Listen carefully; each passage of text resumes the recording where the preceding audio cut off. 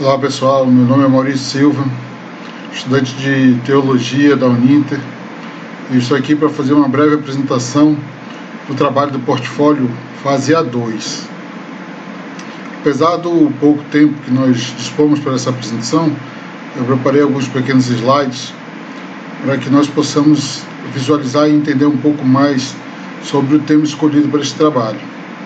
O trabalho deveria fazer uma correlação entre a cidade em que moramos, que no meu caso é Manaus, e a cidade de Altamira, no Pará. A cidade de Altamira, ela sofreu uma intervenção com a construção da usina hidrelétrica de Belo Monte. Essa usina fez com que a cidade de Altamira, em pouquíssimo espaço de tempo, recebesse um grande fluxo populacional, alterando a vida dos seus moradores. E pensando nessa situação de Altamira e fazendo uma correlação com a cidade de Manaus, eu resolvi então delimitar o tema na questão do fluxo migratório e o crescimento da violência urbana. Porque assim como Altamira sofreu uma intervenção a partir da construção de Belo Monte, Manaus também sofreu uma intervenção a partir da fundação do que nós chamamos de Zona Franca de Manaus, hoje denominada Polo Industrial de Manaus. Aqui nós temos um primeiro slide, para nós termos uma ideia com relação a Altamira. Nós podemos ver que a população de Altamira, em 2010, o ano em que foi liberada para a construção a usina de Belo Monte, ela já possuía, segundo o IBGE, em torno de 100 mil habitantes. E ainda na época do projeto de Belo Monte, a Norte Energia, que era o consórcio responsável pela construção da usina, ela fez projeções para a população das cidades que seriam afetadas pela construção da hidrelétrica. E a gente pode ver aqui que a cidade de Altamira, que está sinalizada em vermelho, teria um acréscimo durante a construção de Belo Monte de aproximadamente 40 mil habitantes, e depois, após a construção, estabilizaria em torno de 120 mil.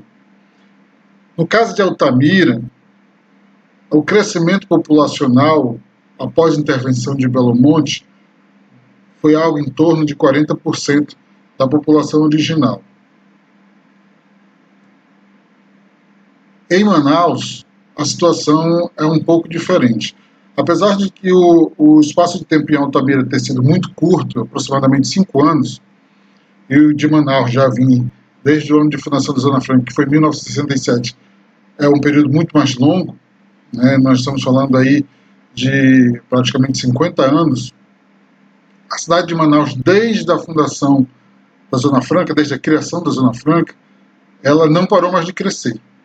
A gente pode ver aqui no gráfico que a cidade de Manaus, em 1967, ano de fundação da Zona Franca, tinha em torno de 300 mil habitantes, 350 mil. E que desde então ela nunca mais parou de crescer. Segundo dados do IBGE, do censo de 2010, em 2010 Manaus tinha aproximadamente 1.800.000 habitantes. Hoje, segundo as estimativas do IBGE, com dados de 2019, a cidade já tem em torno de 2.300.000 habitantes. Ou seja, a cidade de Manaus continua a crescer desde a fundação da Zona Franca.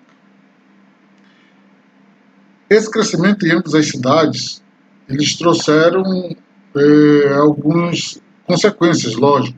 Foi uma intervenção de grande porte. As cidades, logicamente, também tiveram benefícios com relação à chegada dessas intervenções. Tanto que Manaus, hoje, segundo dados do IBGE e da Fundação Getúlio Vargas, é a 8ª cidade mais rica do país em termos de produção de PIB. Né? E aí a gente tem que fazer uma diferença aqui entre o PIB bruto e o PIB per capita. Porque o PIB bruto, a riqueza produzida pela cidade, a coloca em 8º lugar. Mas o PIB per capita, ou seja, esta riqueza dividida entre seus moradores, não faz de Manaus a 8ª cidade em PIB per capita, ou seja, a população ainda não se beneficia de toda dessa riqueza gerada. Mas ambas as intervenções geraram um fluxo migratório para as cidades. E o aspecto que foi escolhido para ser abordado aqui foi a questão da violência. O fluxo migratório de Manaus, apesar de ser constante em todos esses anos, desde a fundação da Zona Franca, trouxe um aumento considerado na violência, assim como em Altamira. Apesar de que em Altamira existe também uma questão fundiária. A partir de 2010, quando a hidrelétrica foi licenciada para a construção, e parte da BR-230 foi asfaltada para ajudar na construção, houve um grande fluxo migratório para Altamira, e dentre este fluxo migratório chegaram madeireiros, chegaram garimpeiros e grileiros de terra. Hoje, Altamira, além da violência urbana, enfrenta uma grande violência também rural, por conta dessa questão agrária no município de Altamira.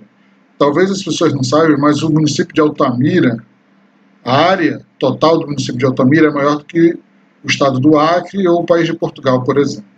Então lá a questão da terra é muito ampla, muito profunda. Já em Manaus, a questão se resume mais à área urbana. E aí a gente tem aqui um mapa, que eu coloquei para exemplo, no ano de 2012, é o mapa criminal dos homicídios dolosos na cidade. A gente pode ver que os homicídios se concentram principalmente nas áreas onde tem maior concentração populacional. Isso é um dado de 2012. A situação em Manaus agravou-se de 2012 para cá, tanto que no mapa da violência, conforme dados do estudo Mapa da Violência de 2019, a capital amazonense, em 2017, teve 1.187 homicídios. Esse número indica uma alta de 113% no número de homicídios nos últimos 10 anos, ou seja, em relação a 2007. Esses homicídios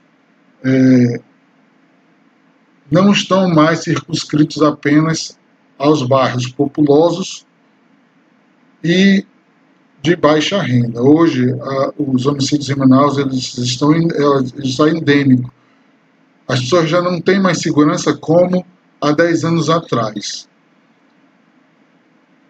As pessoas hoje escolhem os locais e os horários que frequentam.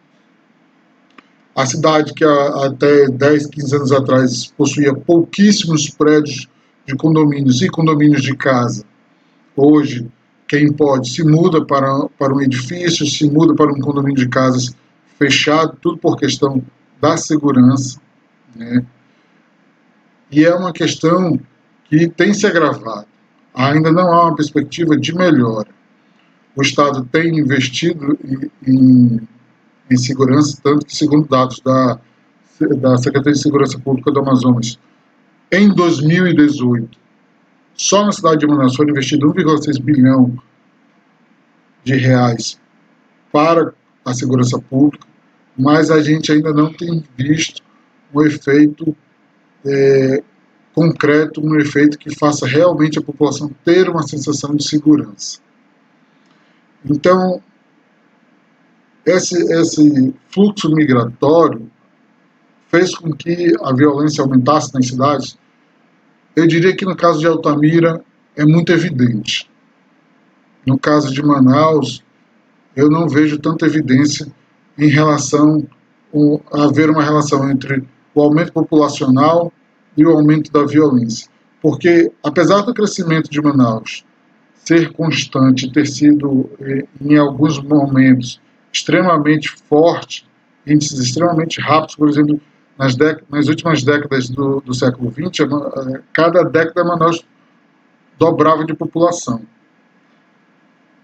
Apesar disso, eu não consigo visualizar, no que foi estudado, uma relação entre o crescimento populacional e a violência em Manaus.